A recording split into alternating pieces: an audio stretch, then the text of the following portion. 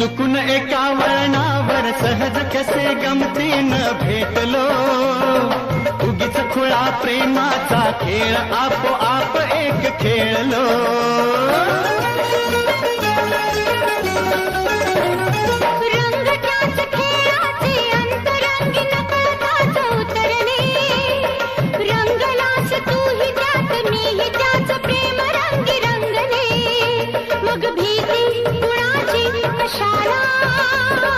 भीती कुणाची कशाला, भीती कुणाची कशाला, अगं भीती कुणाची कशाला.